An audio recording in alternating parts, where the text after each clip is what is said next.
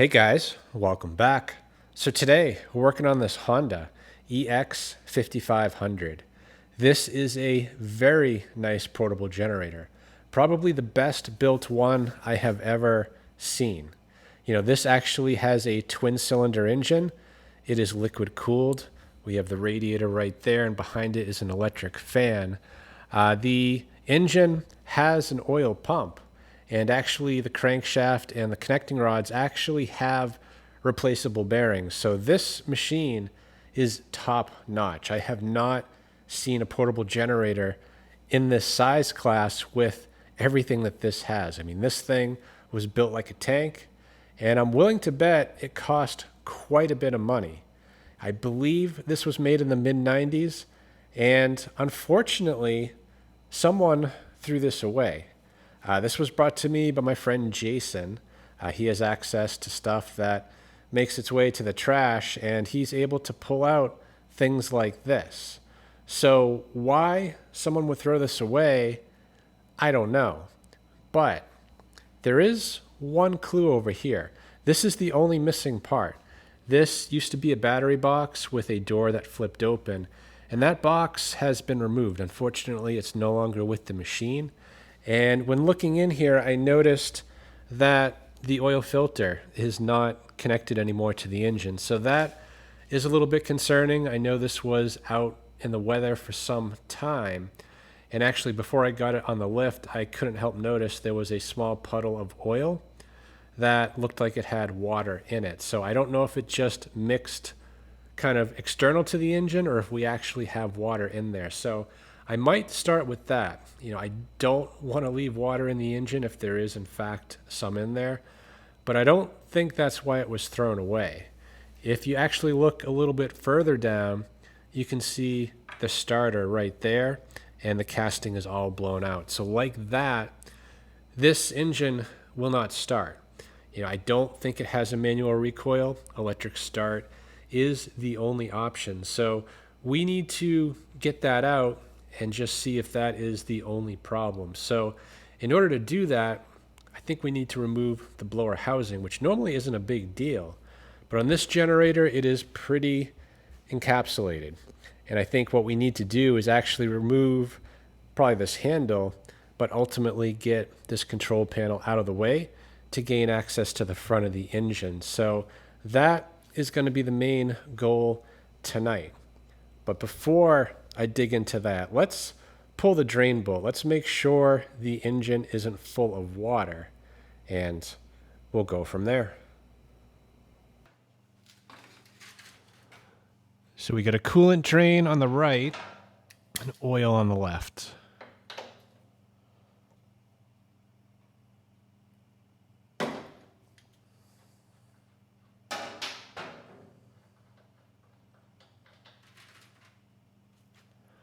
A little bit of water, but not too bad. So I think the engine should be okay.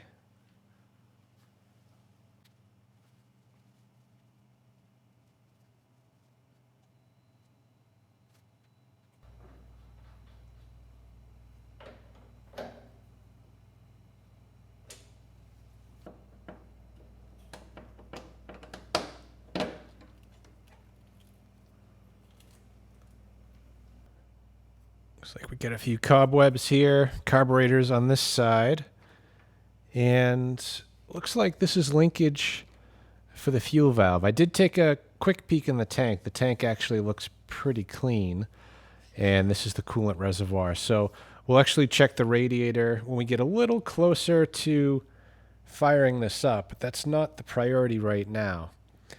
Even though the oil filter's off, I am going to refill this with oil, and I'm not going to reuse that filter. I'm sure it has dirt and water, but I do want to get some oil back in here. I don't like leaving engines without oil in them.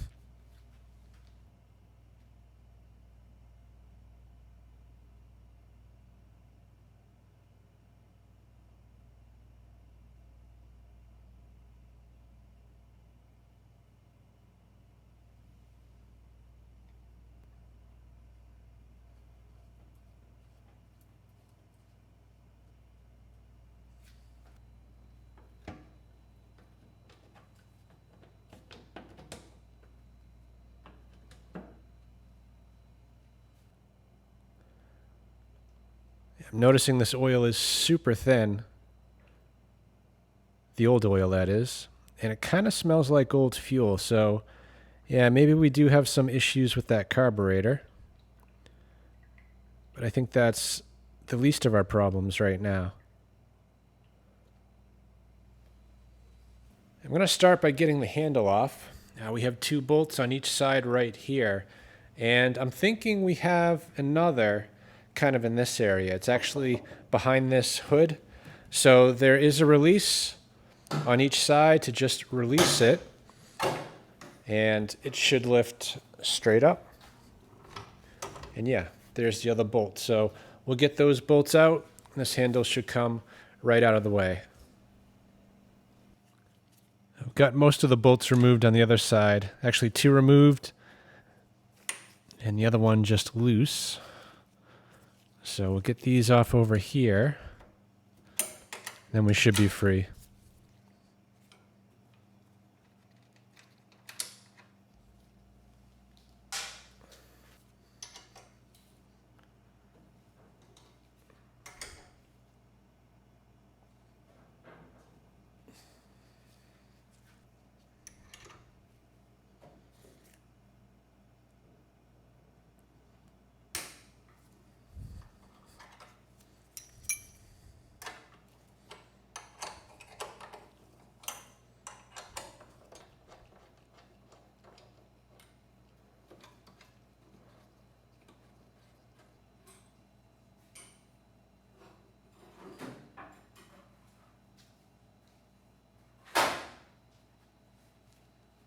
Well, Honda's done a really good job on this one, kind of hiding the bolts that hold this panel in place. I think I saw a couple down there. I see a couple right here. So I'm going to start with these and see where that gets us.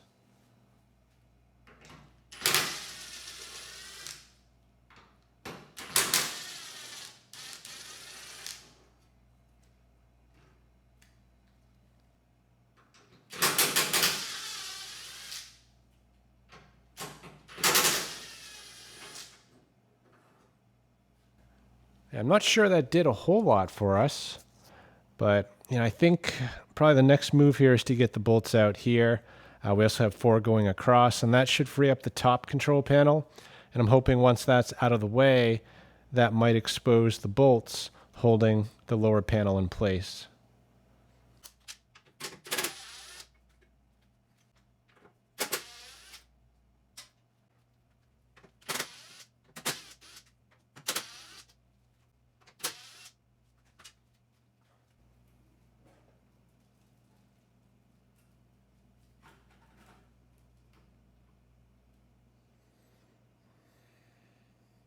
Actually, I didn't need to take any of those bolts out.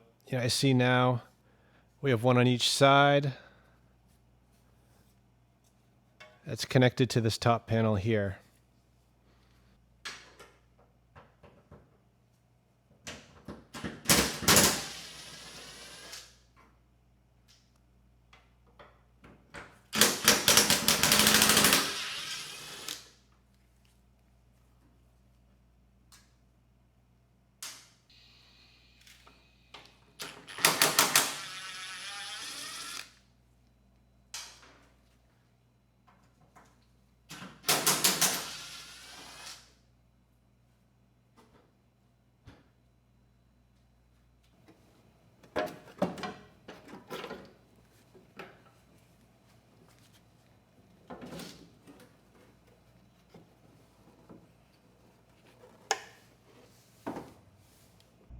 All right, so we are in. That actually wasn't too bad, but we're being held in place by these wires. So I do need to disconnect these to kind of free up the control panel to get it fully out of the way.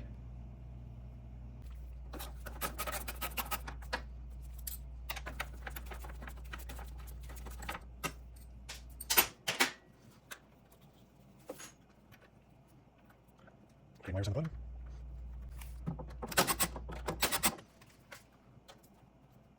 So I just zip tied the control panel in place.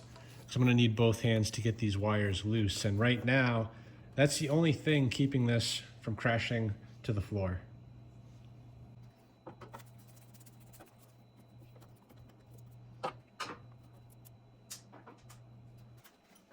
just zip tie these blues together since they were on the same terminal. Don't want to mix them up with the blue that's up there.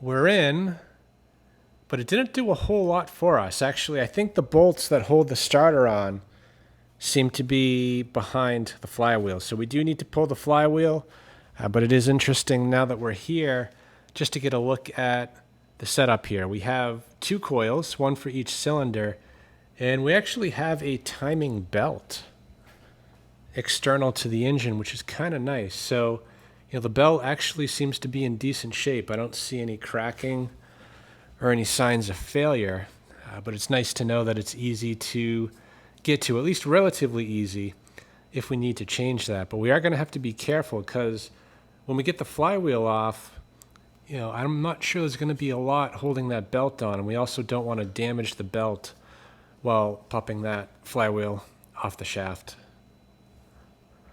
So the coils, they do need to come off because we can't get the flywheel off because the ring gear is going to hit the coils. So with the coils out of the way, we should be able to get the flywheel off.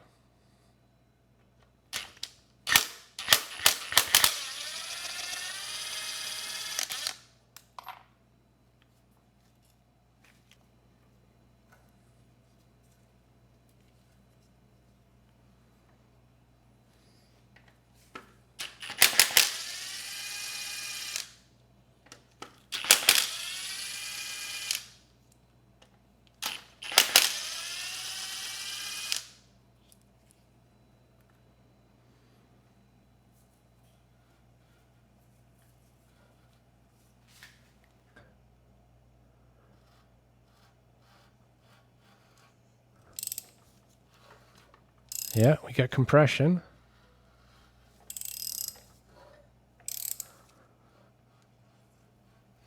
Yeah, plenty of compression.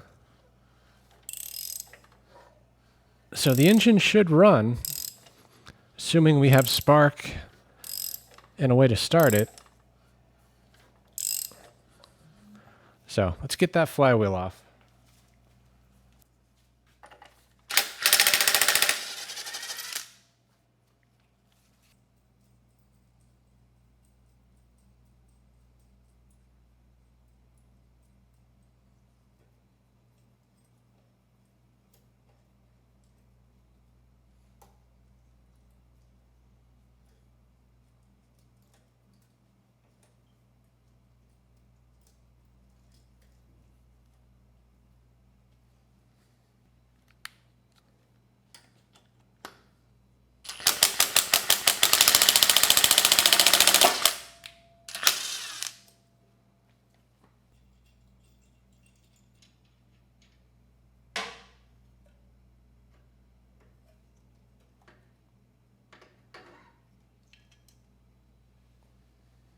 Okay, good. The timing system, it is undisturbed. It looks like this bracket right here, which is bolted in, is holding the timing pulley in place. So that is not a concern.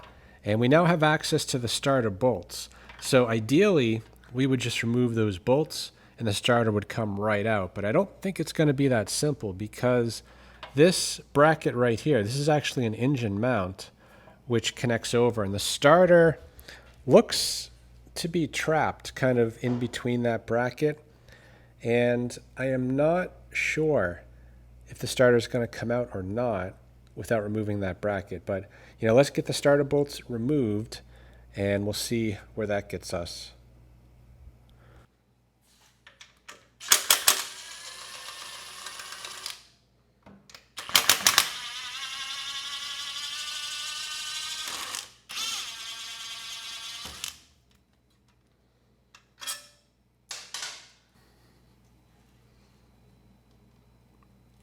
And now, starter's pinned in by this bracket here. So let's get this nut off. I think there's another around the corner, and the whole bracket needs to come out.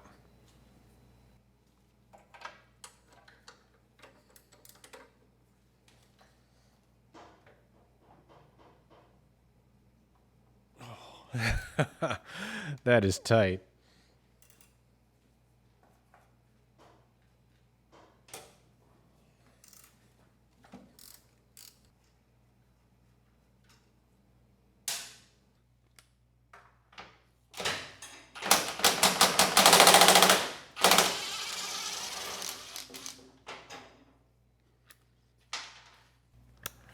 I think that's the last bolt. The bracket comes up here, takes a turn, and is secured right there.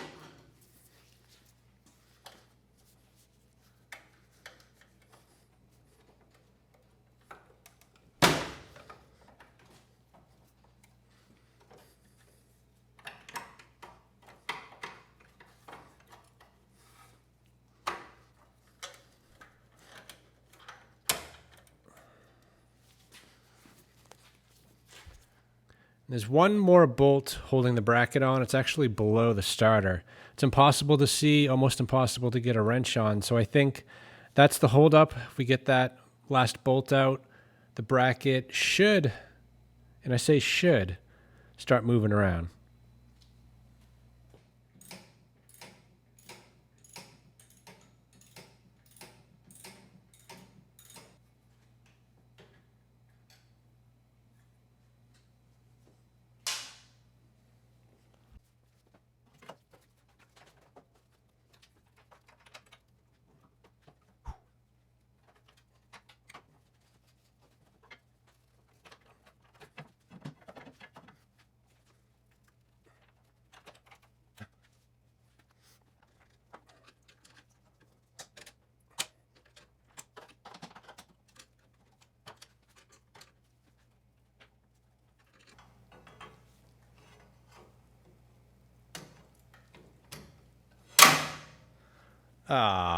Back to where we started. I'm having trouble getting that engine mount out, and I think it's because when I lift the engine up, this intake is hitting right here, so I can't actually lift it up. So I'm going to pull these two nuts, get this hard plastic piece off. That part, not too worried about. It's just a rubber boot.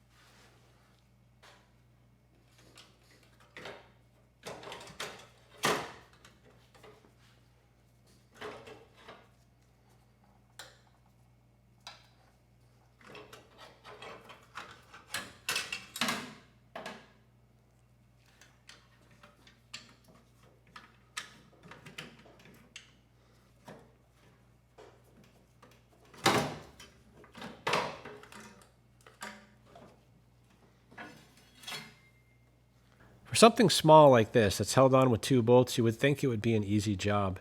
And it kind of was up until getting the actual starter out. You know, we had the access we need, we got the bolts out, but we couldn't move anything because the starter was pinned in by the bracket. And the only way to get the bracket off was to move the engine away from the insulator to pull that out, to then gain some space to kind of pull the rest of it out. And that actually took a good hour to do. I was kind of worried about breaking something. You know, every time I pried over here, I could hear things up in that corner hitting where they shouldn't be hitting. But I think we didn't do any damage. We got the part we need.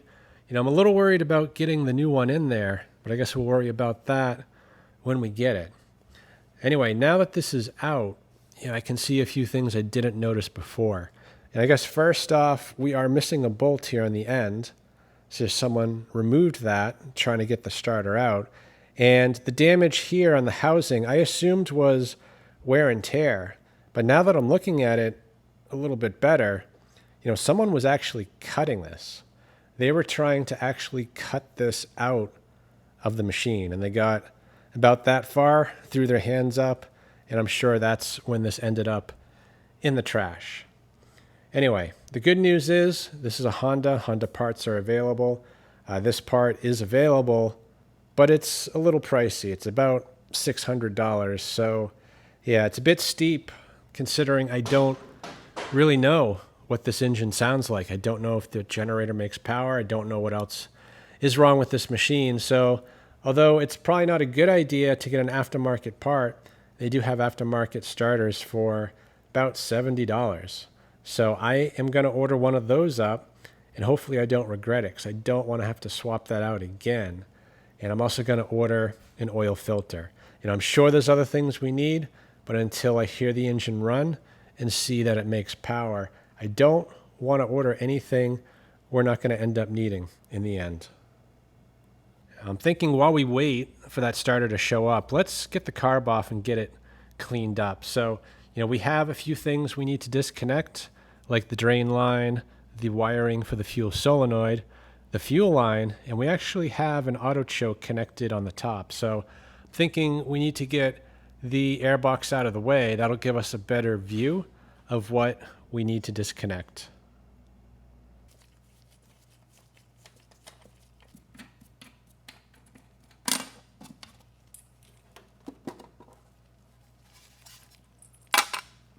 All right, we have a filter. Not in too bad a shape, but we are missing the pre-filter.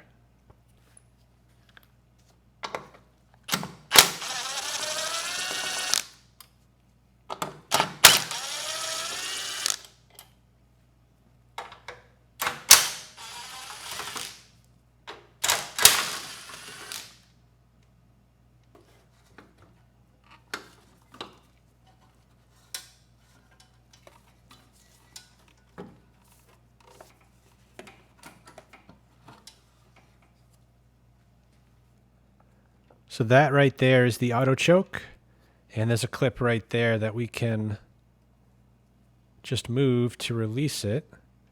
Actually, we can probably just take the linkage off altogether. So we'll get the auto choke out of the way. This is just a bracket that holds the auto choke, so we'll set that aside.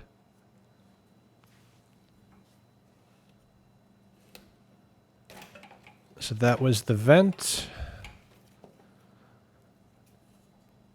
And that's the drain.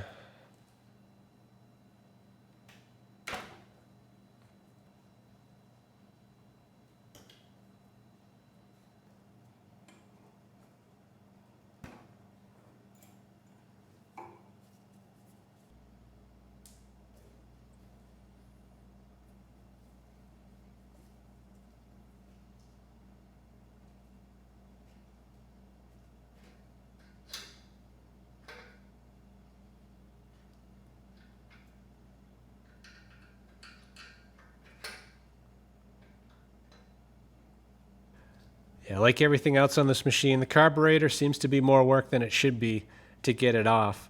So usually on Hondas, you can slide the carb forward and then lift the governor rod out.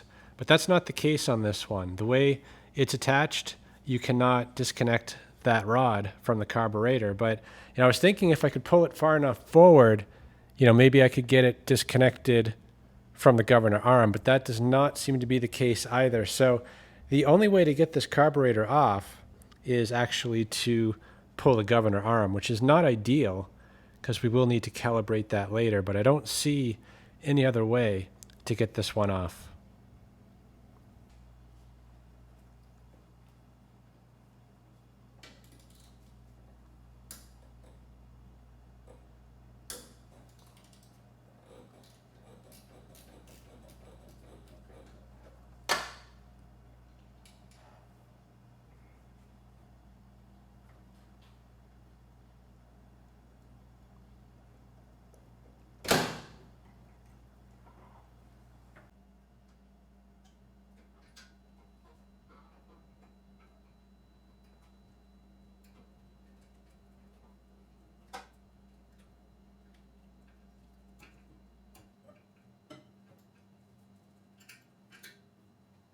So I loosened up the control panel a bit. Let's see if I can get this back where it belongs. There we go. And there's fuel in the tank, and the fuel valve works. So let's actually drain the fuel out now before getting that carb cleaned up.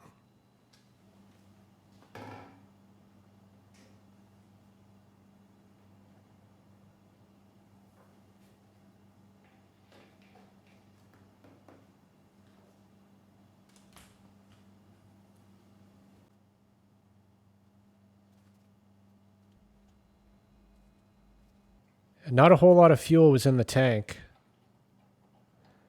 and the fuel that came out didn't smell that bad. So I took a look inside with the camera, and it looked really clean in there. So I just siphoned out the rest. The sediment bowl actually looks pretty clean, so hopefully the carb looks the same way. So let's start just by cracking the bowl drain. See if there's anything in the bowl, and there is.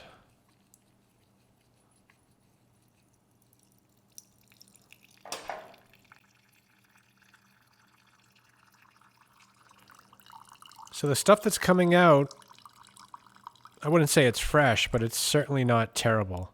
There's no water, almost no debris. So I am optimistic that this carb might be in halfway decent shape.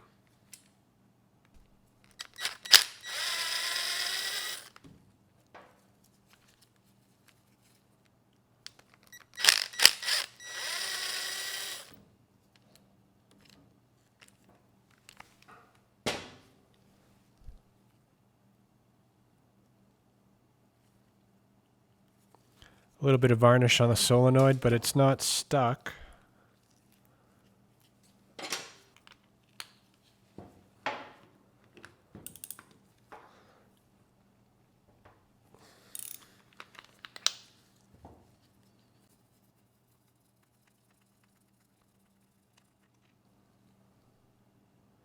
Bolt looks pretty clean. And the carburetor is in pretty good shape. Almost no debris, no rust. Pin is not stuck, although the smell is pretty bad. But the inside looks really good. So let's get the pilot jet out. This carb, I think, probably would have ran the machine. It's really not in that bad a shape.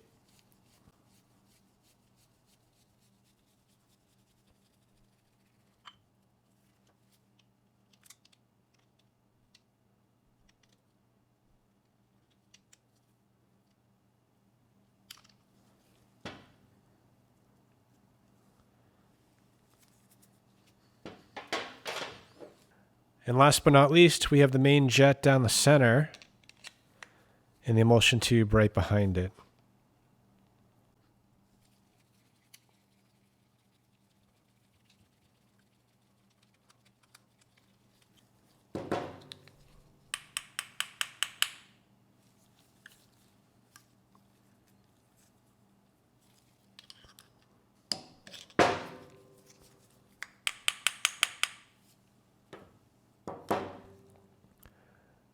Yeah, it's a good thing we're going through this emulsion tube. I do see some gel on it. A little bit of debris, potentially a few clogged passages. In the main jet, it's not clogged.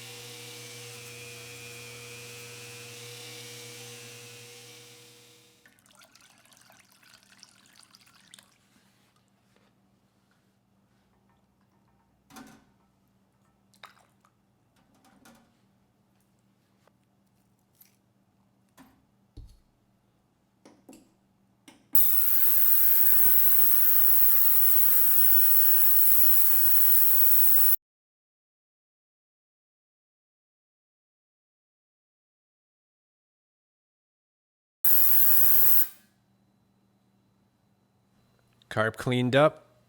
Really nice. So let's get it back together.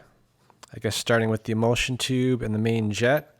You know, all these brass pieces I just cleaned with the wire wheel, and they look better than new. So this carb should run the engine pretty well. We have this needle on the side. I actually forgot about it kind of until the last minute. This is for the pilot circuit, which is actually in front of the throttle plate. So it's always supplying fuel regardless of the position of that plate. So it was 2 1/8 turns out. So I'm just going to bottom this out, which is right there. Then we'll do 1/2 1, 1/2 2, and about 1/8. Then we have the pilot jet.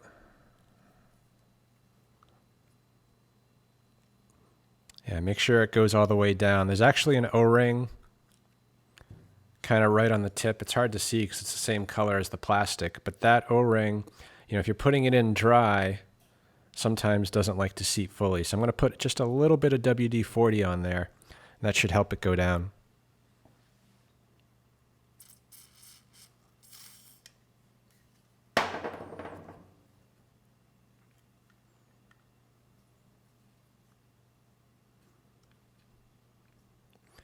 Yeah, it's kind of doing the same thing. So when I push it down, it goes down.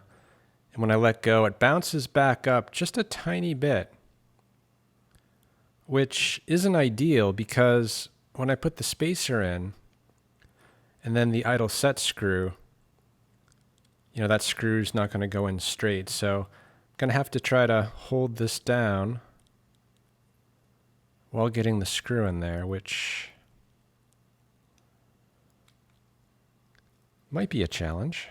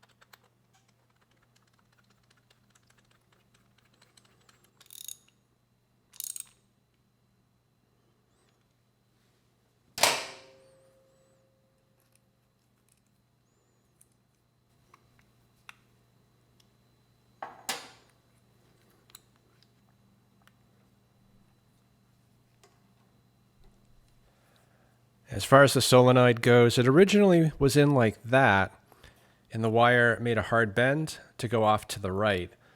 I'm thinking it might make more sense to put it in that way. You know, it doesn't matter, it'll function the same way, but now the wire is kind of pointing in the direction that it needs to go. So potentially I might have to switch it back. I guess it depends if there's anything kind of in the way, but I don't think there is.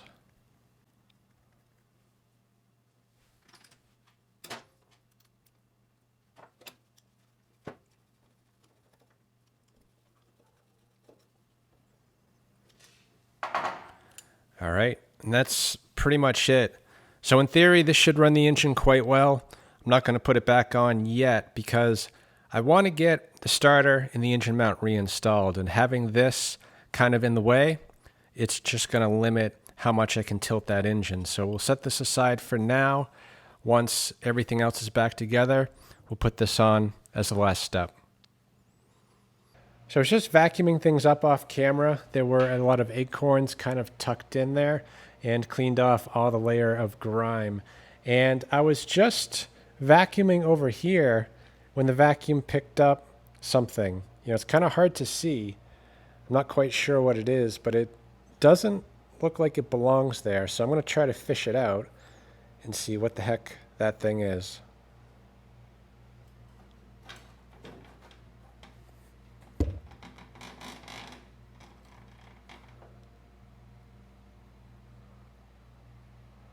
What the heck is this? Should I be concerned? We've got a mirror on one side.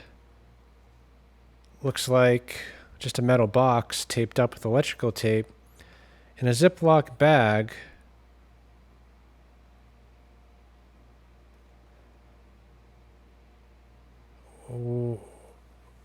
With water purifier tablets. Huh. I don't get it. And I'm a little concerned about what could be in this box. The mirror really has me thrown here.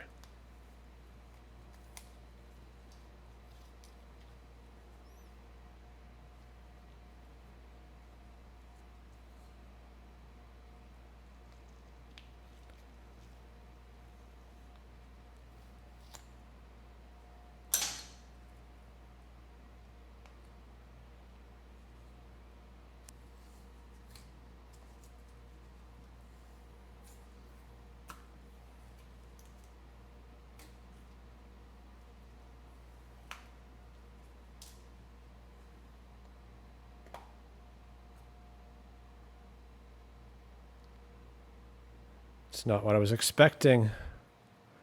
So, salt, matches, razor blades, some wire, duct tape, a whistle, and a light. Battery even works. Interesting. I'm not sure how that got there or if it was put there on purpose, but it's really odd to have this kit in a generator with a mirror taped on the outside. Very interesting. And in the matches, we do have some matches.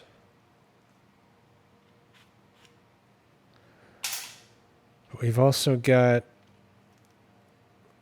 a little compass. Some fishing string.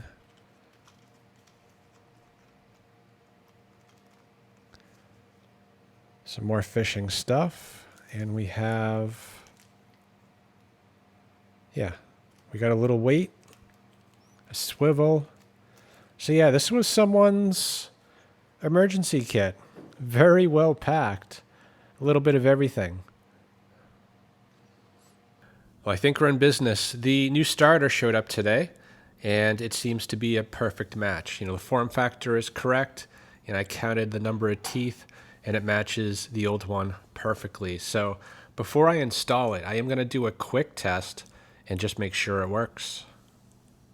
Okay, let's give this a try here. I've got battery negative clamped to the body of the starter and battery positive coming over to the starter solenoid. And I've added this alligator clip to energize the solenoid. And when we energize it, if everything's working properly, the motor should start to spin. Beautiful.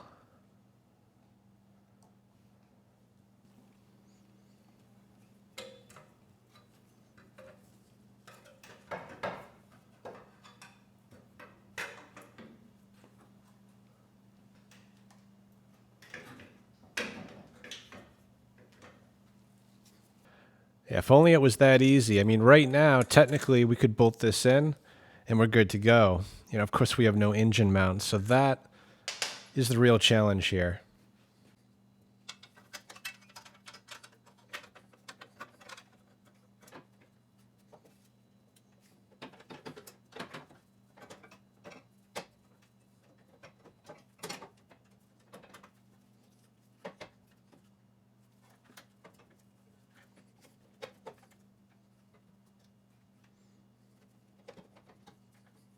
I have to do a replay.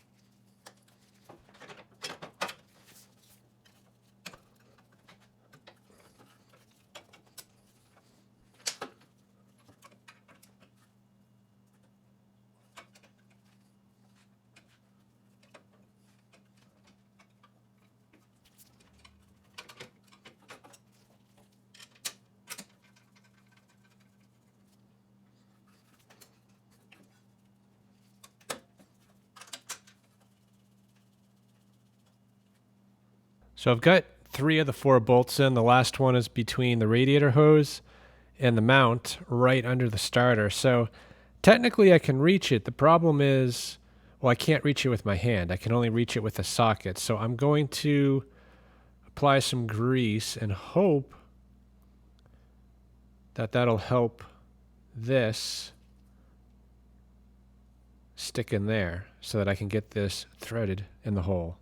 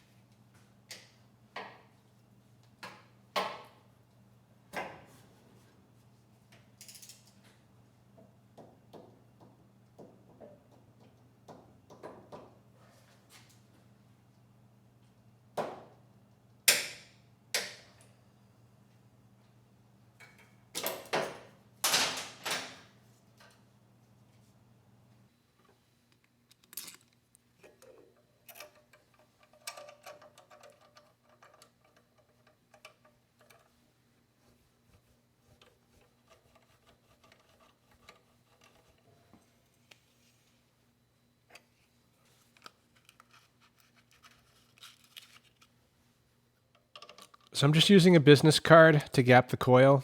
You know, the gap needs to be 10 thousandths, and that's what most business cards are. So just by loosening it up, you know, the magnets pull it down, then you snug the bolts up, and it's gapped perfectly.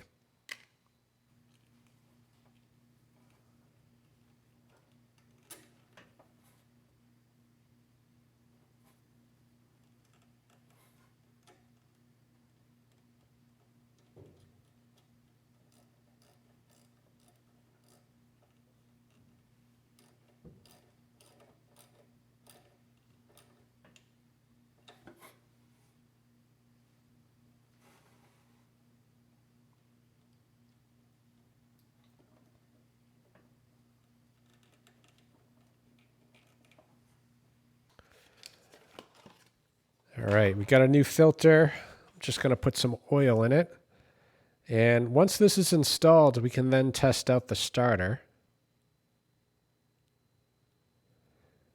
Also check for spark and see if we have oil pressure.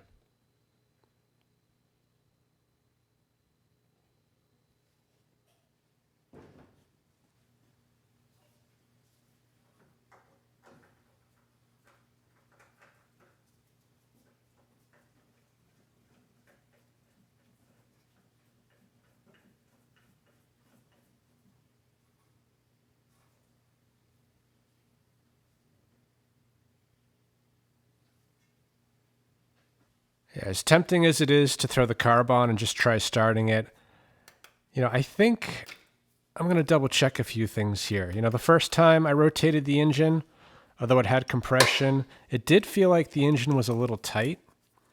You know, I don't know how long it's been since this was last run. And I think I was wrong about the date as well. I thought this was a mid-90s machine, but I did find a manual, and that manual was published actually early 80s.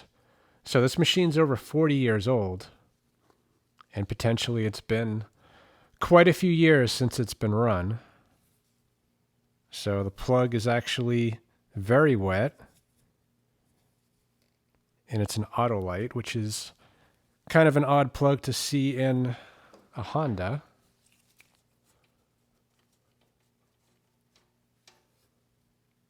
Yeah, and that plug is wet too. No rust though, so that is a very good sign. Just going to put a little bit of penetrating oil in each of these cylinders. All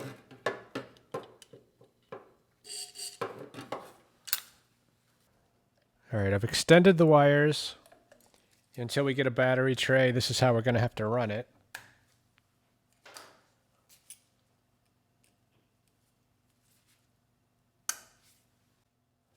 And I'm going to turn the key. Now the spark plugs are still out, so we're probably going to launch some of that PB blaster out, which is fine. Really, I'm just looking to see that the ignition works, that the starter works, and the engine rotates.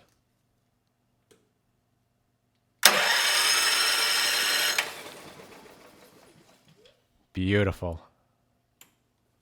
So to test the oil pressure switch, I'm just going to use this test light. One end is connected to battery positive, and the probe end, pretty much anywhere I touch that has a ground, is going to light the light, including the oil pressure switch.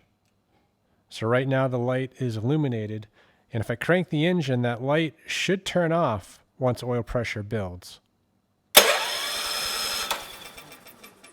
Beautiful.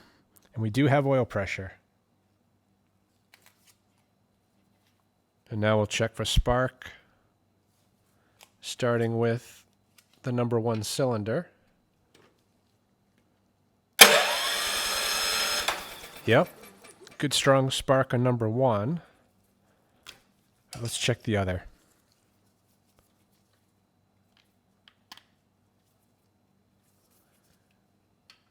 And number 2. Yep, we've got good spark on both plugs.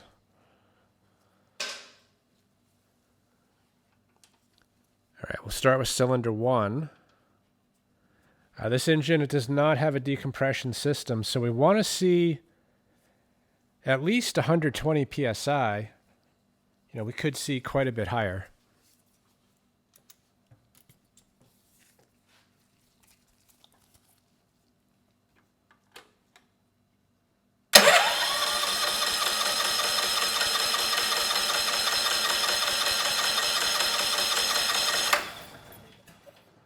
Not too bad.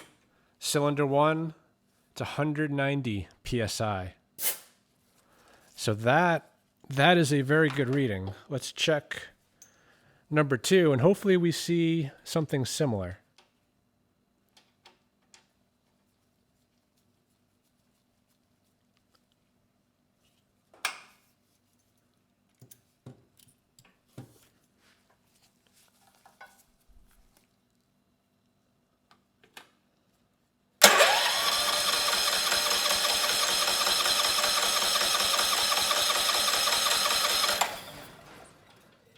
Yeah, very similar, but a little higher. This one, we're at 205 psi. So both the cylinders, they are in very good condition.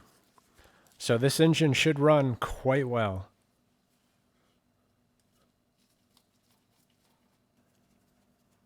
So I'm putting the auto lights back in for now. I do want to order a new set of plugs, but for now, these should be fine. I did double check the gap though. It was pretty small. Both were set to about 20 thousandths, and this engine calls for closer to 40. So I opened it up about twice what it was.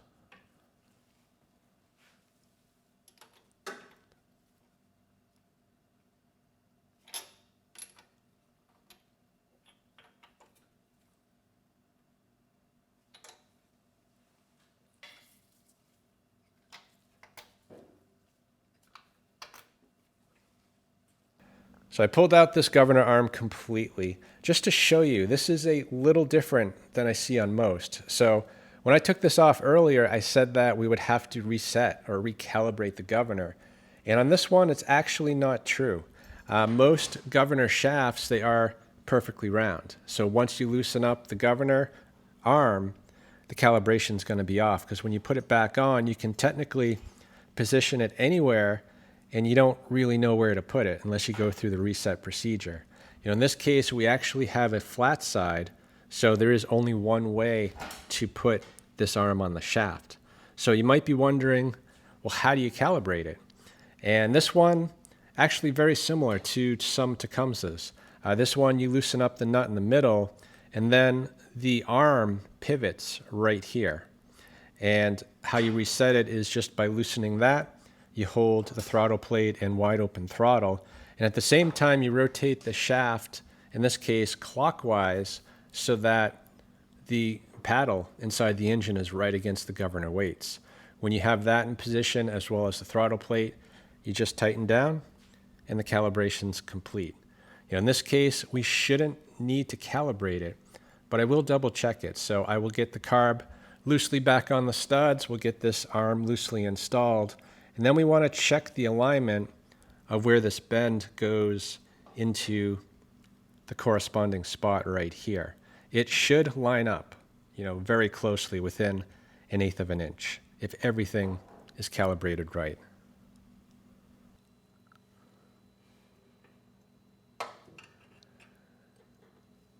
Like everything else on this machine, this is a very tight fit. And I know I always complain about the Generac XG series as being difficult to work on. Well, this one is far worse. Getting that engine mount back on and the starter bolt, that bottom one back on, it took me over 2 hours. So yeah, not easy to service. I think the correct way to do it would have been to take all these outer tins off. And in retrospect, that's what I would probably do next time.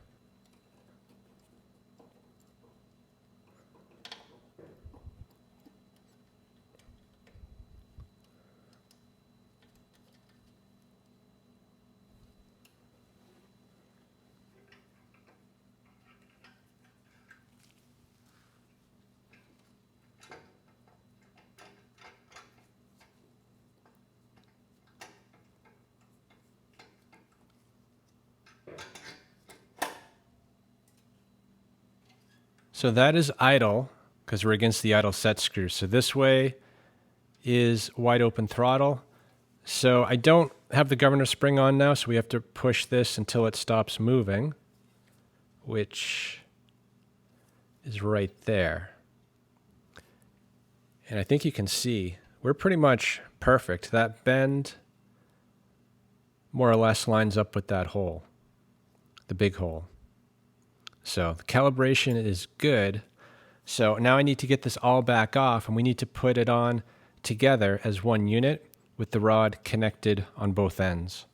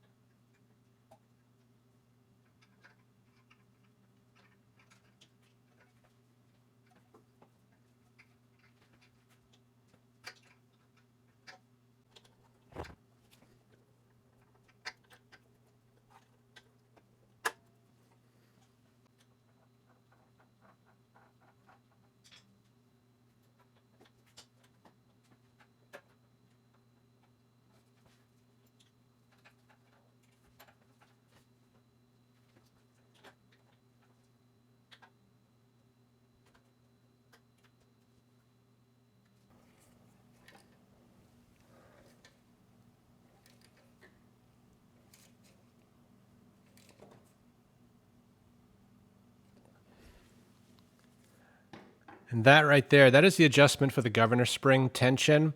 I did have to turn it back about 7 turns to get, enough slack to get that governor arm back in. So I'm going to turn it not quite the 7. I'd rather have it running slow.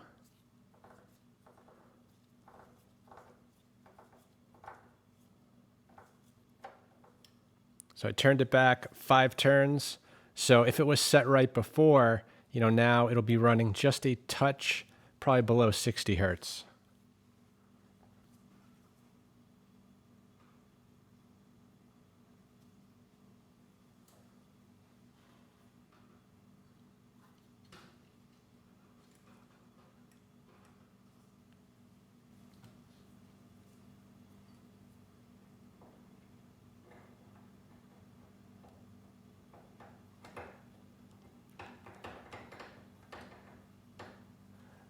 Interesting. So the auto choke plate, it won't go back on because this linkage right here for the fuel valve, it's in the way since I fixed it. So I'm going to remove the screws again from the control panel.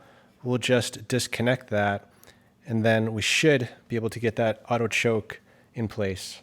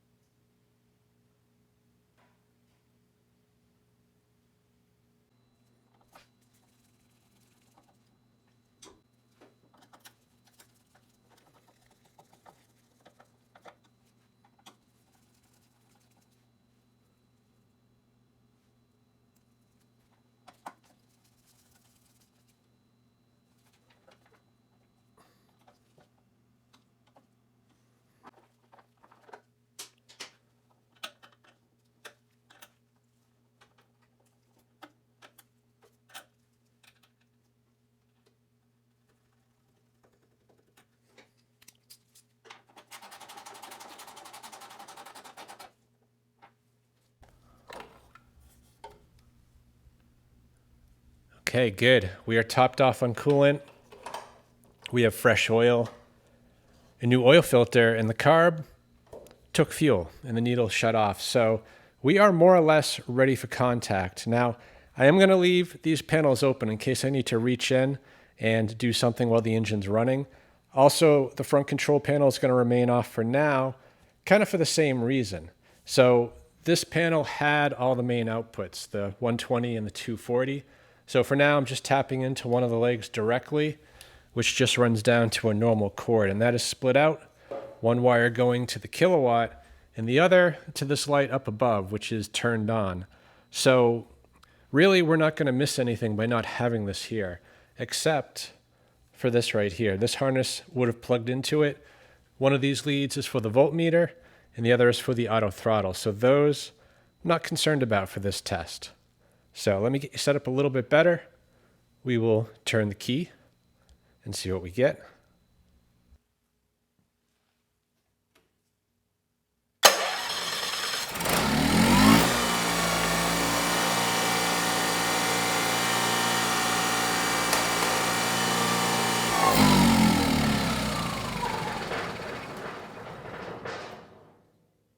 Well, the plot, it thickens. Although the engine started and ran quite well, we're not making any power. You know, that light did not turn on and the kilowatt did not illuminate either. So we have a power problem. So I'm going to break out the multimeter. We'll run some tests and see if we can't get to the bottom of the problem.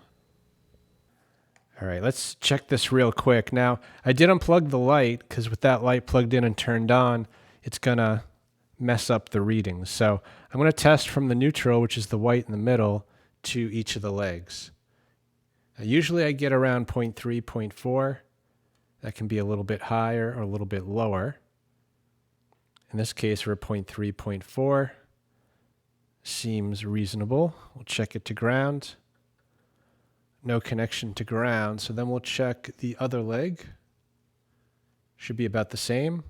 Yep, 0.3, 0.4. Seems good and consistent with the other.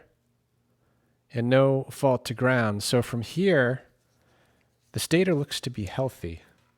So I'm going to turn this machine around. We'll get the cover off the generator side and do some more tests down there.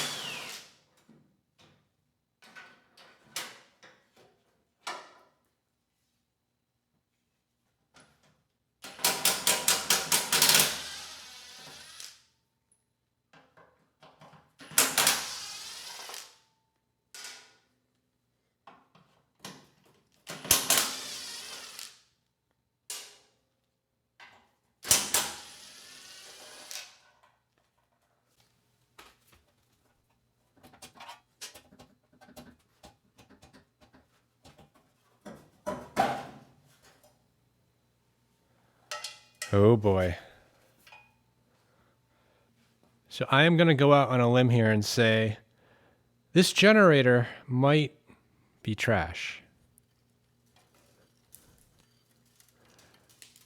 Mice can cause a lot of damage. If we're lucky, it's a chewed wire on something that we can get to. But yeah, I'm not holding my breath on this one.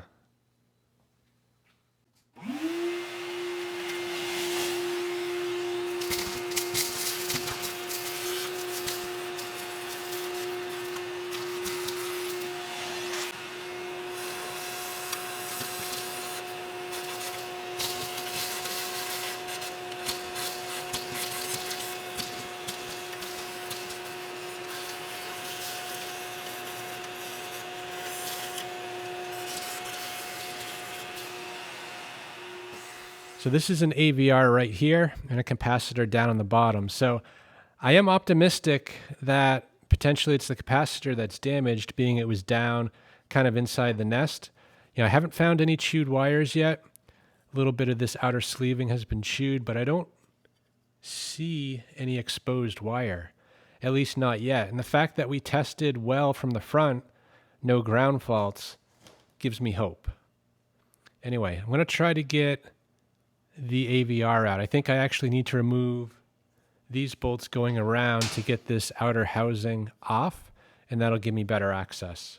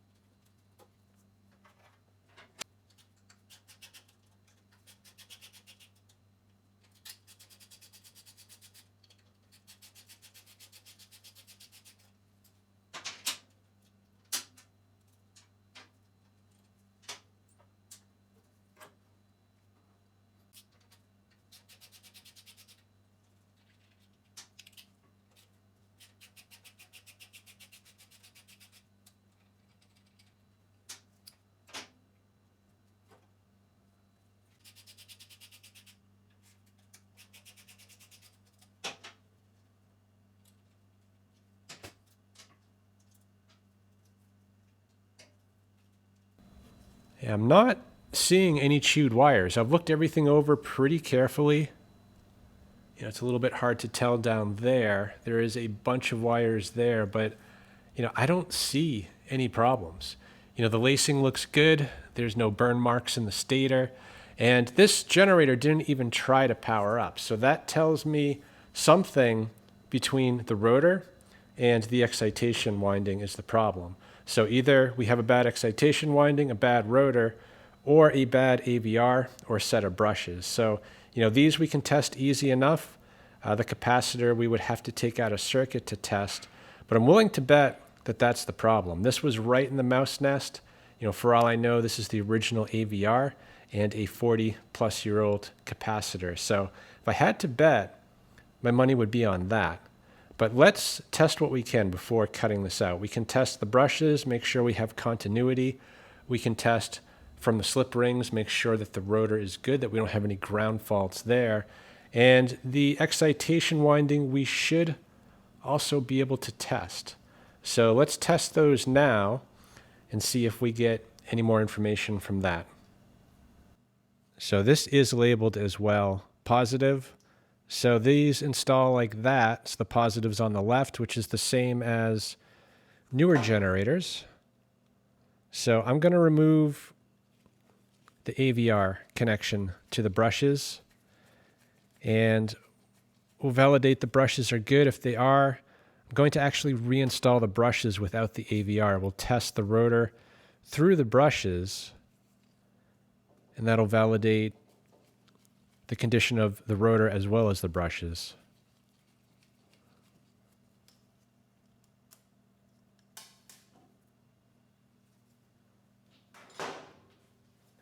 I've got the multimeter set to measure continuity. So if we have a good connection, you'll hear a beep. And all we need to do is put one lead up here and then figure out which brush it goes to. So that is good. Let's check the other one. Yeah, so the brushes, they're not the problem.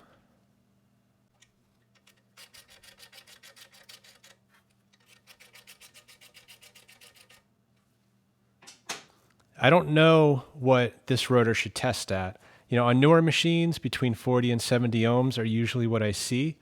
But some generators, the rotor can be as low as 8 ohms. Really, I'm just seeing for something probably under 100 and not open circuit. So in this case, that's actually pretty high. So yeah, that could be a problem. Let me rotate the engine a little bit. Maybe we're just on a bad spot on the slip ring. All right, we're now connected through the alligator clips, so that way I don't have to hold those in place.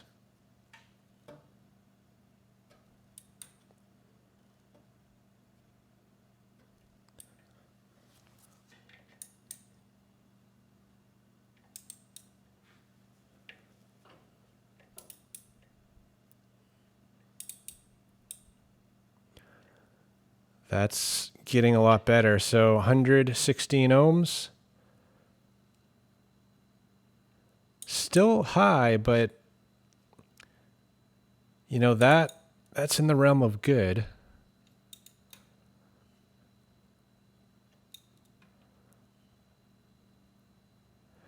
And there we go. 72 ohms. So yeah, the slip rings, they probably just have, you know, a bit of carbon buildup or just, you know, a little bit of corrosion. So as soon as this machine runs, that should clean up. Let's just check this to ground to make sure we don't have a ground fault. And we don't. So the rotor seems to be good. Let's check the excitation now. You know, on most machines, the excitation comes in at 1.5 ohms. And this one, I don't know. And even which ones they are, you know, that's what we're going to have to find out. So right now, we have no connection there. So let's try from the side. 1.3 ohms, 1.2. That seems like a good excitation number.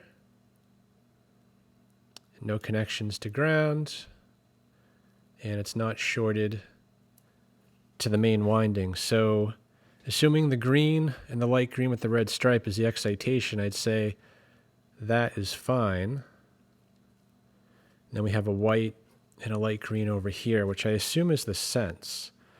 Now usually this is tied to one of the main outputs, but not always. Yeah, in that case, well, we're getting a pretty high number, 164 ohms. Let's just see if it's connected to the main output. And it is. Actually, that's a really low connection. Interesting. Let's try it from the other lead.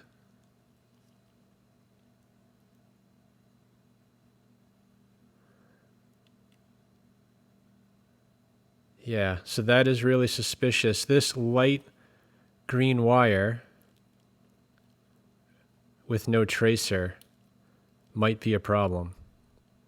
So I'm going to have to look for a wiring diagram just to see what that is. I'm also going to take a closer look in there to see if I can't find an issue.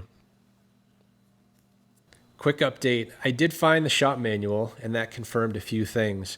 I guess first off, it had the resistance value for the rotor at 57 ohms. You know, when we tested it, we got 71 through the brushes on dirty slip rings. So 71 ohms in my book is close enough, and we had no ground fault. So I don't think the rotor or the brushes are the problem.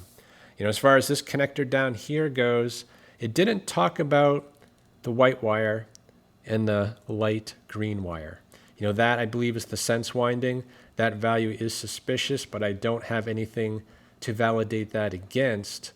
And the green wire and the light green with the red stripe, it did confirm that was the excitation. You know, we tested that with no ground faults. It was around 1.2, 1.3 ohms. The manual says 1.6. So again, a little bit off, but I don't think that would prevent this from powering up. We are close enough. So that really leaves, I guess, what's in between, which is the AVR. And I'm willing to bet the capacitor is bad. So I'm going to cut that out. We will test that real quick and see where that tests at. And if that's good, you know, we could still have a bad AVR, or potentially this high value we got on the sense winding could also be to blame. But I don't think so. You know, if the sense was bad, what usually happens is that the AVR does power up and it just goes to full power because it can't read what the output's at. And we got nothing. So yeah, whether that's good or bad almost doesn't matter at this point because I think we have another problem here. Let's just make sure there's no juice. Nope, it is discharged. So I'm going to cut it right down here at the base. And technically, we probably only need to cut one of these off, but I will cut both.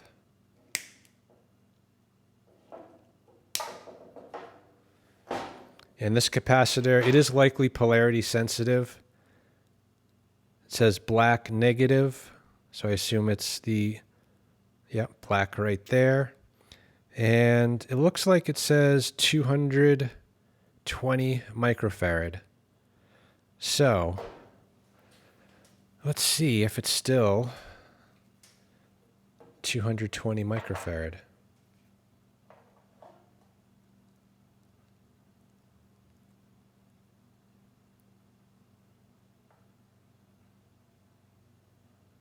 And I would say that's a no.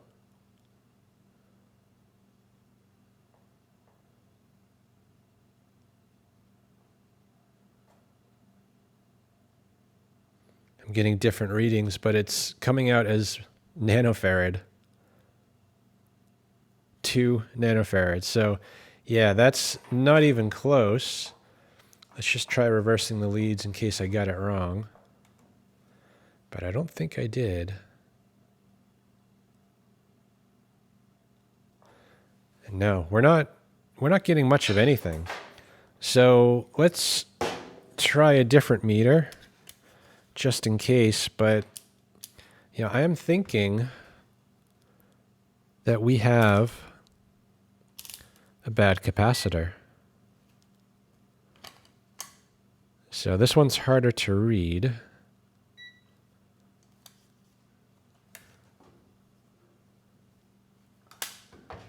Yeah, you might be able to see it that way. And same test. We're looking for 220 or something close.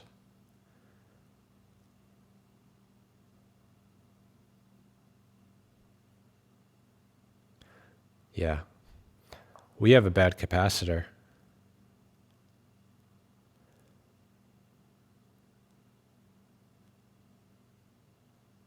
Yep. 100% bad cap. That is a problem. Whether it's the only problem, I don't know. But I'm thinking let's power the engine back up. We'll apply 12 volts right to the brushes and see if we let the smoke out.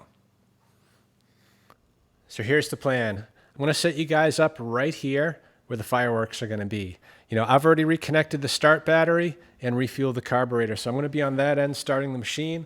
Once it's started, I'm not going to have a lot of time before the carb runs dry. So as soon as I can, I'm going to apply power to the rotor. And if everything else is working, the rotor should power up, the stator should put power out, and we should see that light turn on. Now I've also got this meter connected as well, set to measure AC volts. And that's connected to the mystery wires, the wires that I believe are the sense windings. So I am curious to see what, if anything, we get out of that. All right, here goes nothing.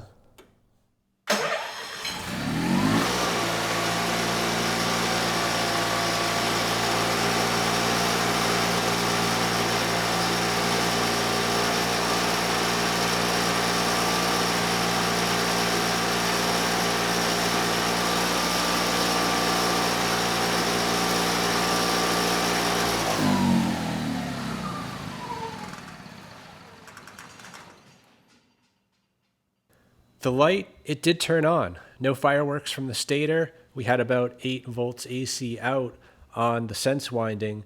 And the fan, it started to spin on the radiator. So yeah, things are looking pretty good. Now the light wasn't very bright, so I'm thinking we do need to apply more power to the brushes to get the voltage up. So I'm going to do the same test again, except this time I'm going to put 24 volts into the brushes. And I'm also going to connect up the kilowatt. We'll see if we can't get a read on the engine speed and the voltage. Contact.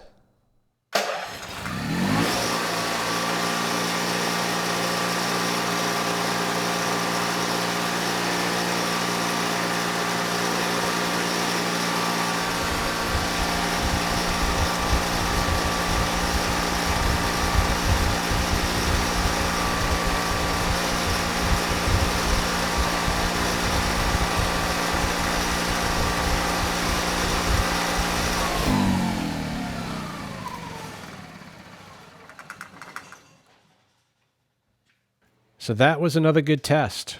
We got up to about 100 volts, just a bit over, and the engine was at 58 hertz. And that engine, it's performing perfectly. It starts without issue. Sounds really good. So I'm going to do one more test, this time on the excitation winding. I want to make sure it can support a load. So I am going to connect a light, a 25-watt light bulb. And when I apply power to the brushes like we just did, it should be able to light that light bulb if the excitation winding is working as it should.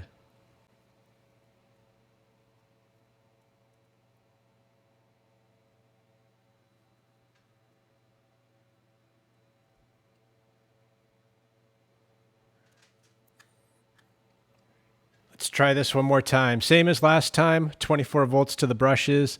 This time we have a 25-watt light on the excitation winding. So that light should light up if the excitation is good. A quick side note before we test the excitation winding, all these tests I'm doing are through a fuse. These leads, they are very thin gauge. They can't handle much current. Most rotors only pull about 1, maybe 2 amps. But if you have something wired wrong or there's a problem in the rotor, these wires are going to melt very quickly. So I am running with a 3 amp fuse to help protect things if something goes wrong.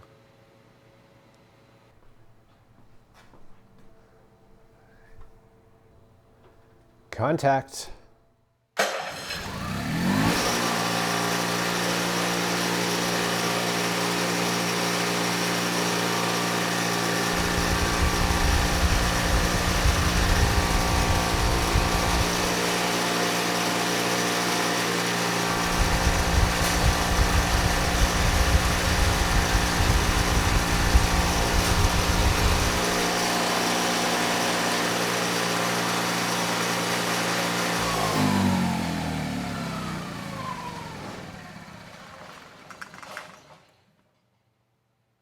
All right, and that is all I needed to see. So the stator, it works when we apply power to the brushes. So we know the rotor works as well.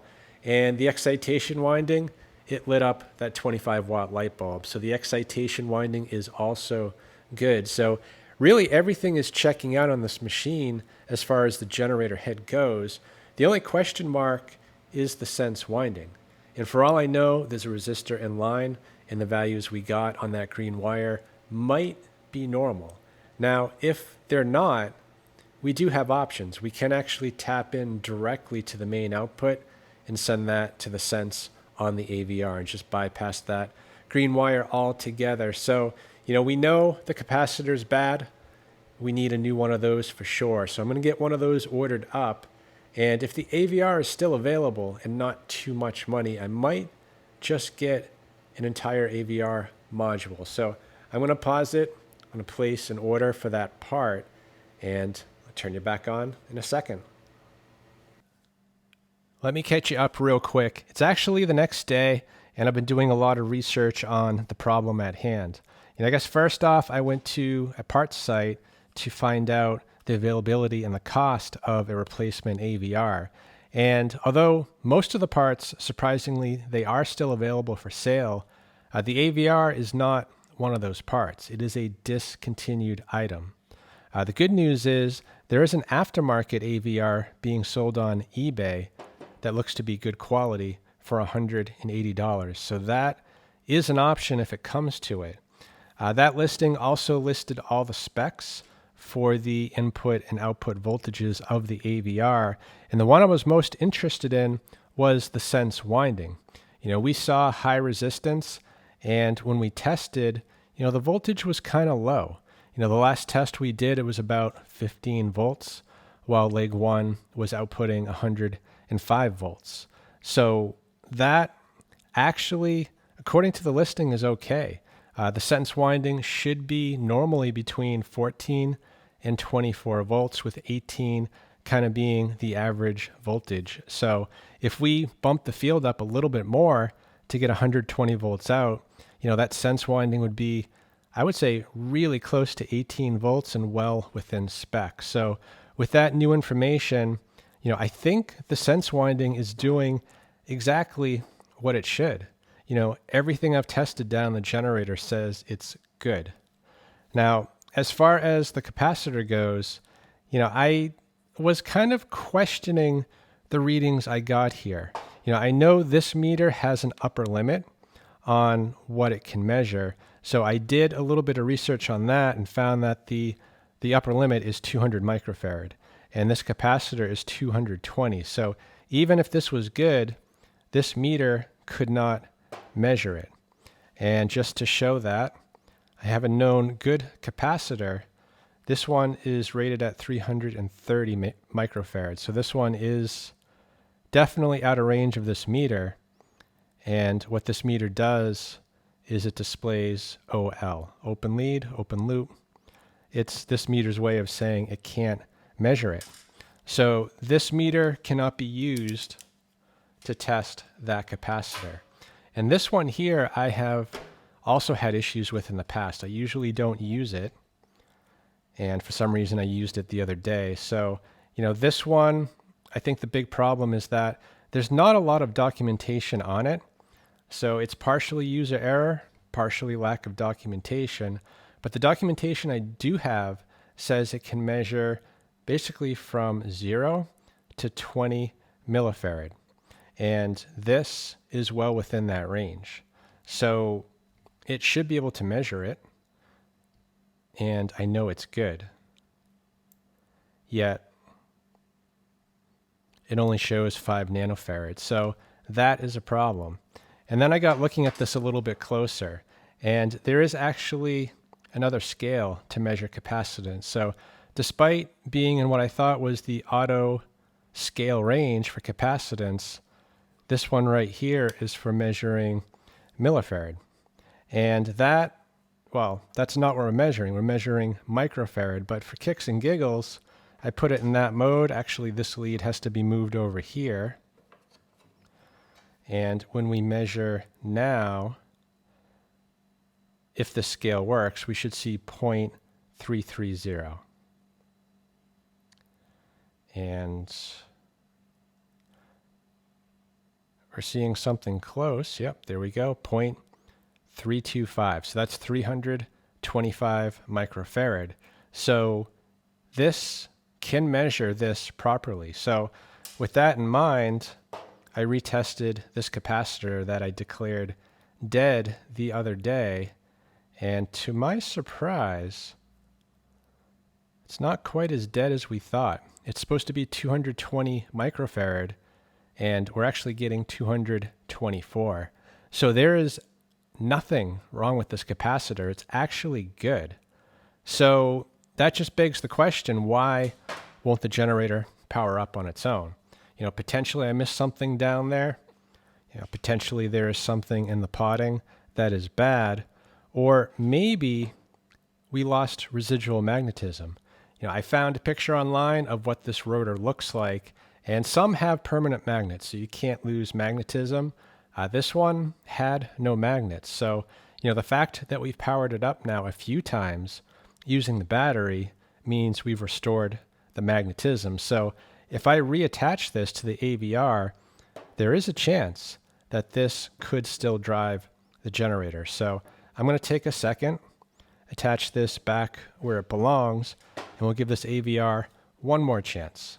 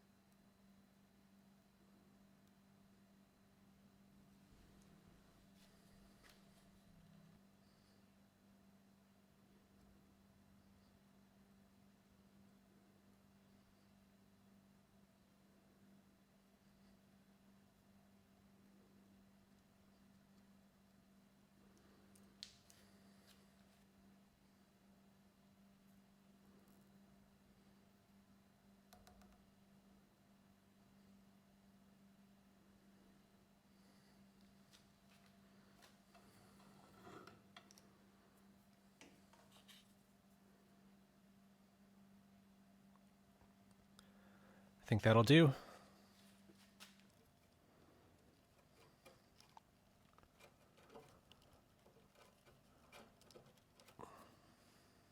Got the AVR, the brushes reinstalled, and the capacitor isn't secured, but it's in a safe enough spot to do a quick test with. So like last time, we've got the light plugged in and turned on. I've got the kilowatt on standby, but this time we're not going to apply any voltage to the field. I'm hoping the AVR can do that by itself.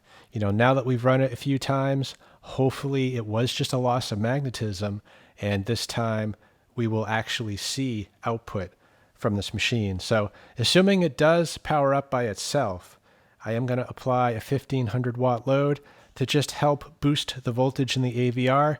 It'll increase the voltage to the rotor, helping to reestablish the residual magnetism.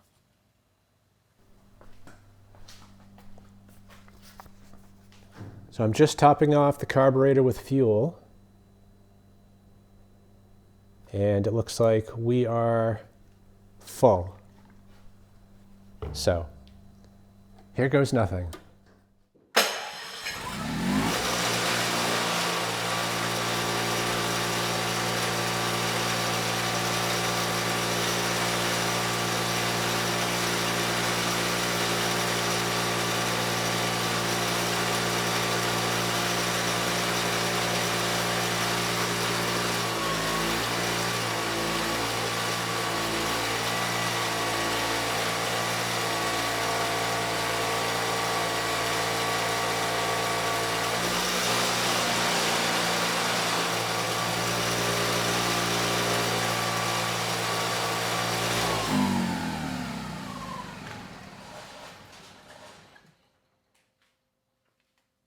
Absolutely amazing.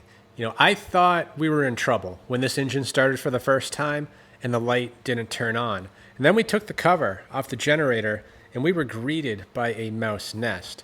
Now, for most generators, that would be a death sentence. And I thought at that point we were pretty much done.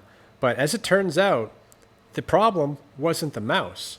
It was a loss of residual magnetism. So the fact that we ran the field a few times on battery power restored enough residual magnetism that the AVR can now power up on its own. So this time the power came on. Within about a second, that light lit up and we could put a 1500 watt load on without issue.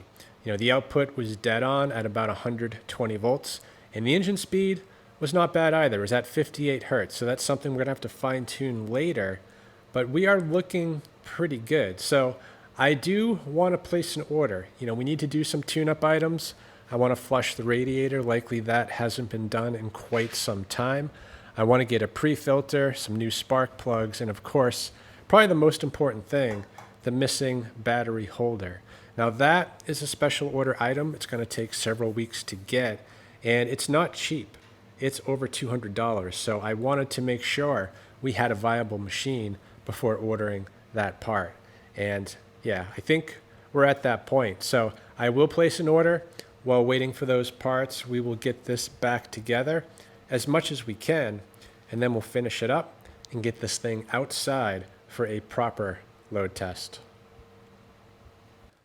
So now we need to get this stuff actually secured properly, how it was. There are a lot of ties kind of holding the wires where they need to be. So I'm going to start just by securing this capacitor. And I did save these plastic sleeves so we can slide them down as much as we can just to help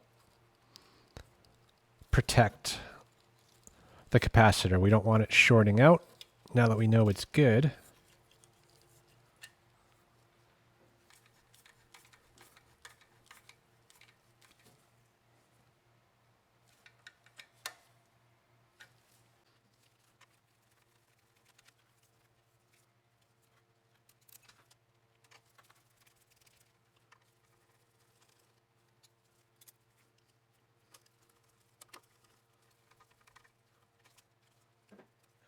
And that right there is the only damage.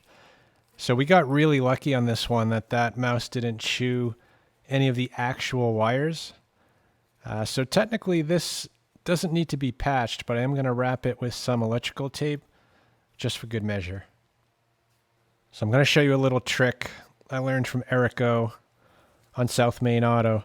So a tight spot like this, you can't get this roll of tape around to do a proper job. So what you do instead is just use a socket of the appropriate size and make yourself a mini roll of tape.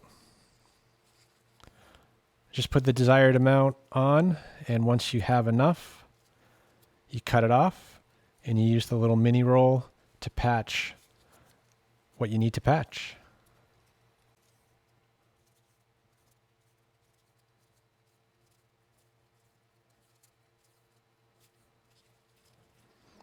All right, that's probably more than enough.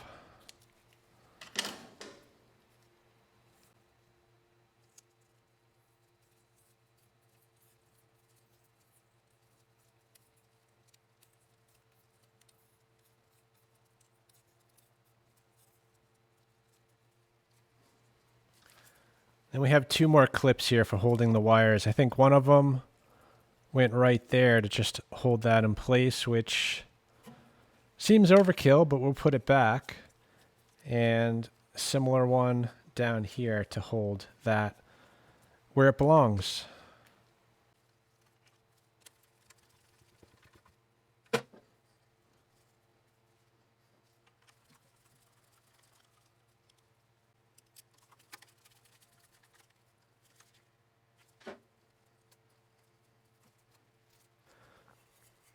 So I'm actually going to leave this part off for now.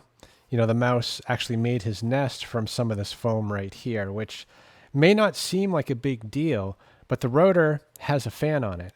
And the purpose of that fan is to draw cool air through the end right here. And on a machine like this, where it's enclosed, you want to have cool air coming in. If we have a breach like we do right here, then some of the hot air from inside this compartment produced by the engine and the radiator is going to get drawn into the stator, and that increased heat is going to cause a failure potentially sooner than it should. So this might be the most important part that we need to fix. So we will get one of those ordered up, and we'll come back to this later. So the back of the fan, it's actually keyed, and it can only go on one way. So you want to make sure you align it properly. That should drop in like that. You don't want to tighten down on these bolts unless that is keyed properly, or you could break the fan. Anyway, in this case, I found it a little bit odd that this had a fan at all. You know, this is liquid cooled, and a fan generally is for an air-cooled engine. You know, it directs air over the head to keep it cool. You know, in this case, it's kind of serving a different purpose. It's actually drawing cool air in to displace the warm air inside this cabinet. You know, we do have an exhaust. We have the stator venting warm air as well, not to mention some of the heat coming off the engine and the radiator. So the fan helps maintain the temperature, you know, inside this enclosure.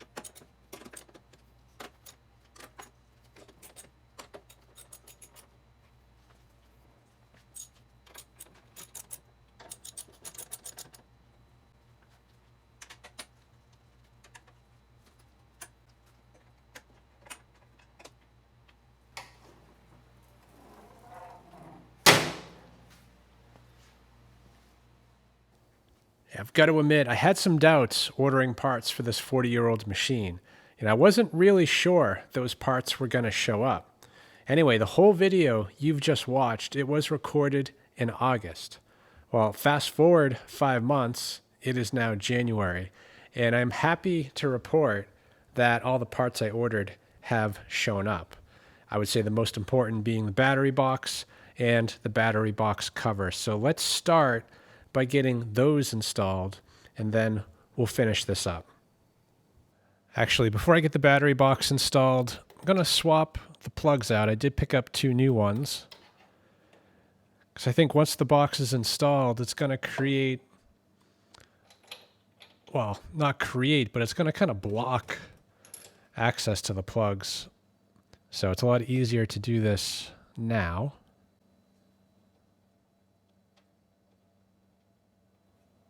Get the auto lights out. And going in, we have an NGK BPR6HS.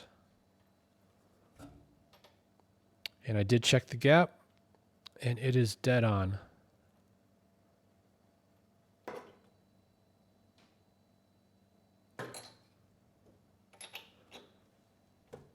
And something I learned actually while waiting for these parts, back in the early 80s, this engine, it was designed by the same division that was designing the Honda motorcycle engine. So I think that explains why this is so well built. Much better than I usually see on a portable machine like this.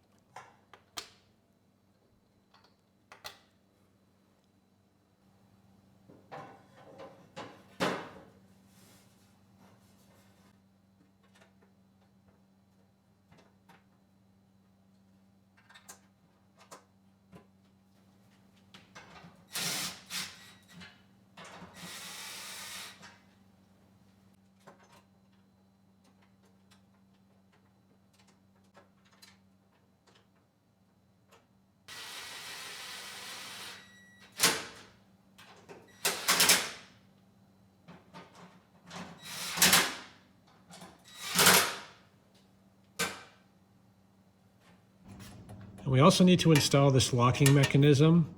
So it actually looks a lot like a valve spring with a retainer.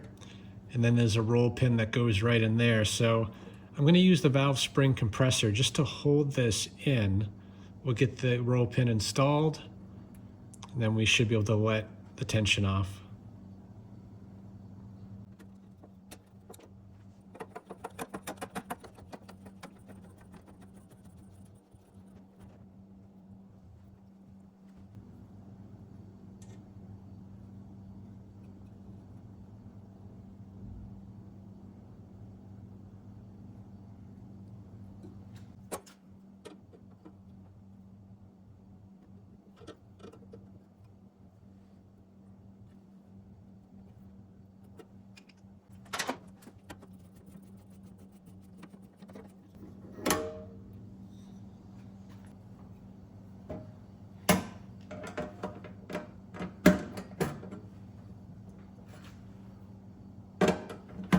Okay, perfect. Let's get the battery installed. Well, this is not the official Honda battery. This is just a tractor battery. It's about the third the cost. I think it's going to be a perfect fit.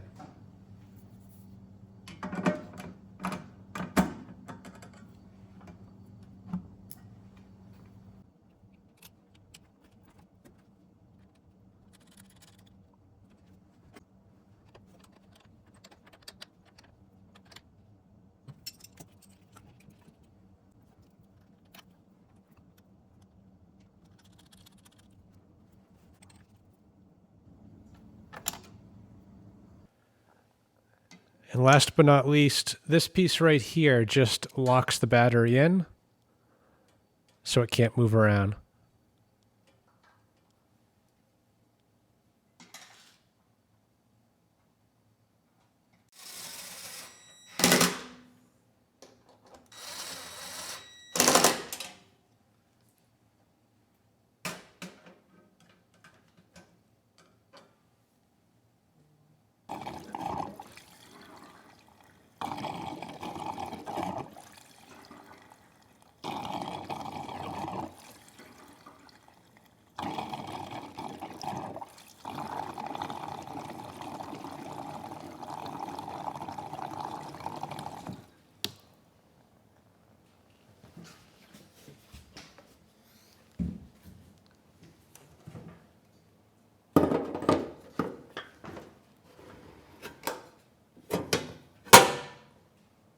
Gonna get the engine started, this time running off the tank. I want to get a little bit of heat in it before changing the oil. And I'm also really curious, after sitting for 5 months, is residual magnetism gonna be an issue or not? So let's get it started and find out.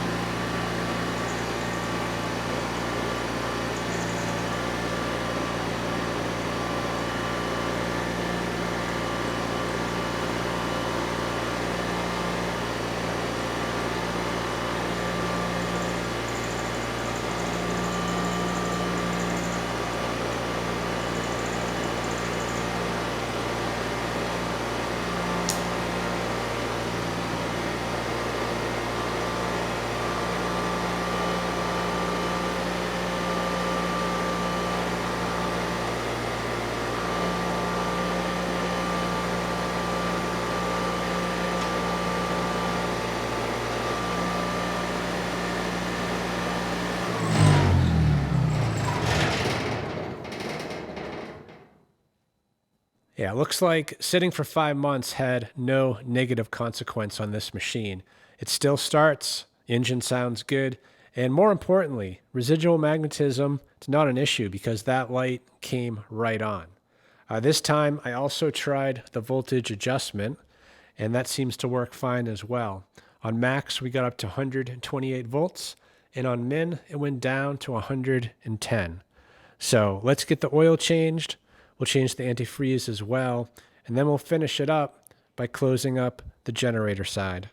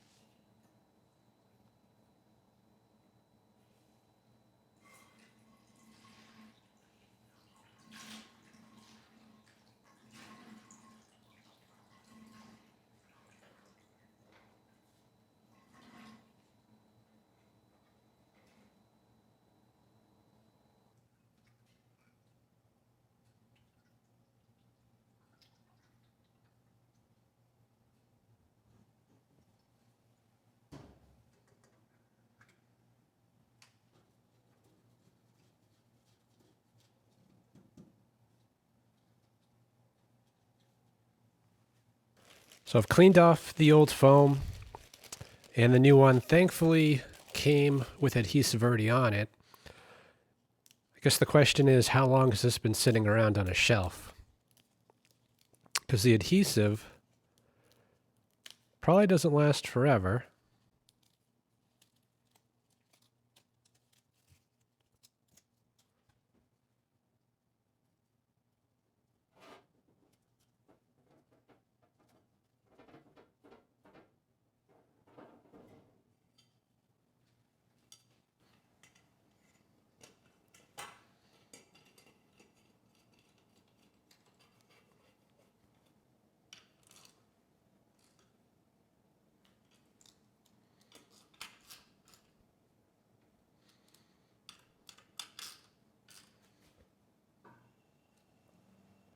The mouse definitely caused some corrosion down here, so I'm going to coat this in fluid film,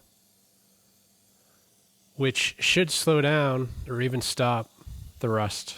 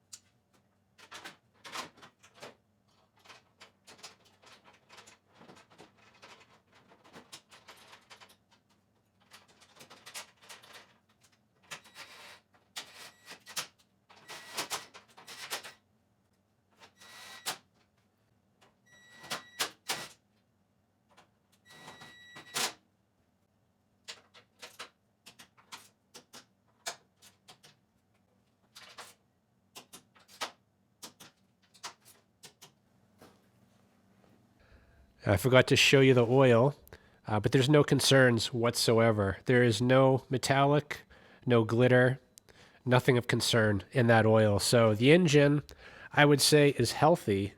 I guess we're going to find out, because this thing, it is fully back together. So let's roll this thing outside. We'll get it connected to the load bank, and we'll find out if this 40-plus-year-old machine can still pull its rated load.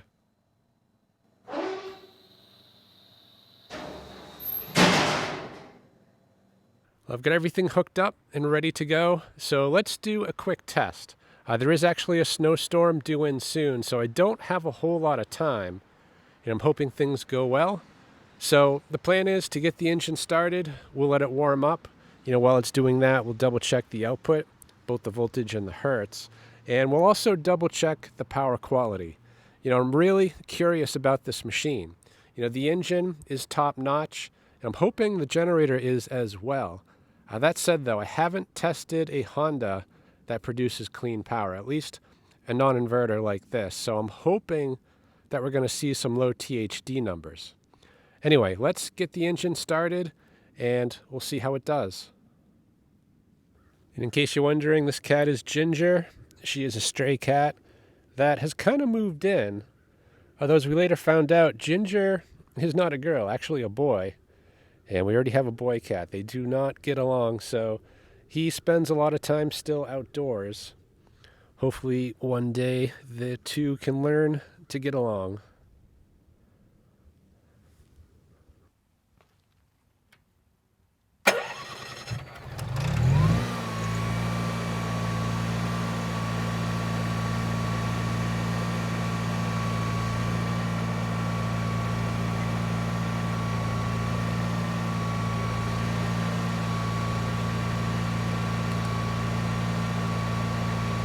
So the engine speed, it is a little bit slow, so I'm going to pop open that access door and we'll bring the speed up closer to 61.5 hertz.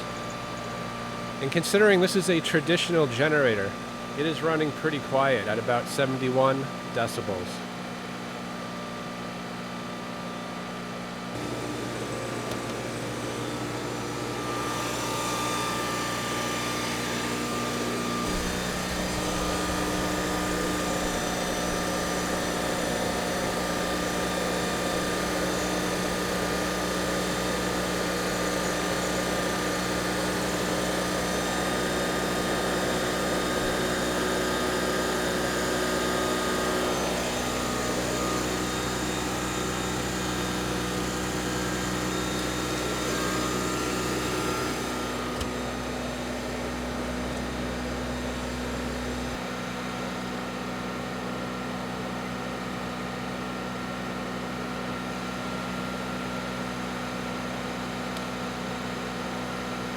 All right, made the speed adjustment. We're now closer to 61.5 hertz, actually just a touch above.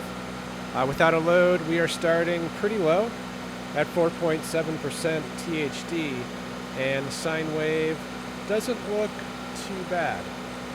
So let's put on a half load. This machine is only rated at 5,000 watts, so we'll put on a 2,500 watt load. There's 2,000 watts. 2,500 watts. It seems to be holding just fine. THD though isn't good. 18.1% THD, and the sine wave smoothed out. So we'll give it a few minutes. Assuming everything goes well, we'll go for the max load of 5,000 watts.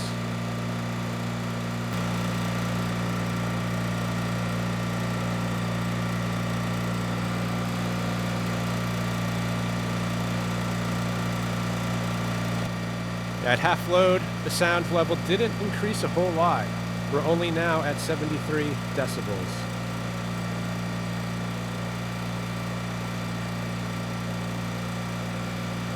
Well, it's been a few minutes and no issues to report. It's holding the 2,500 watts without issue. So let's bring the load up. I'm going to start by taking off a 500 watt load, replacing it with a 2,000. So now we're at 4,000 watts. And we'll bring that up to the max continuous of 5,000, and it seems to be holding just fine. The THD jumped a bit. We're at 22.4%. And the sine wave, you know, it's smoothed out, but I would not say it looks very good. Anyway, let's give this a few minutes and just make sure there's no surprises.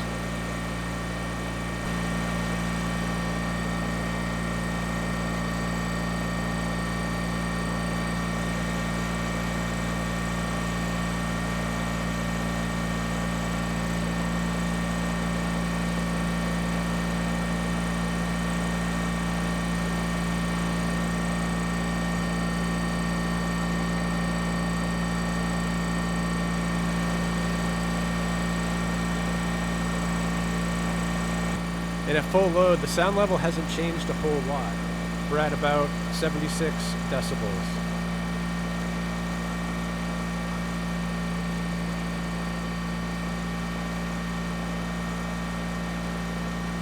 Absolutely no issues pulling its rated load of 5,000 watts. So I'm going to let it run for a bit.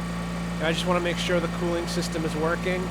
You know, right now the temp alarm is off, which is good, but it's a little bit hard to tell from feeling the lines if it's working right.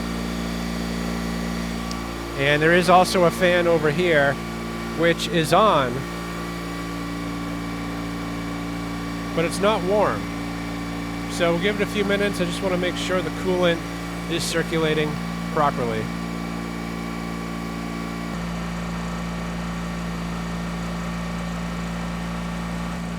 I think I've seen enough. We've been running at full load for about 20 minutes and we're not having any issues with overheating. This fan, I actually think it's pulling air in and it's actually exhausting it right here, and that air is warm. I also reached in and felt the radiator lines and they're both warm. So I think we're in good shape. So I'm going to take the load off, let it cool down, then we'll shut it down.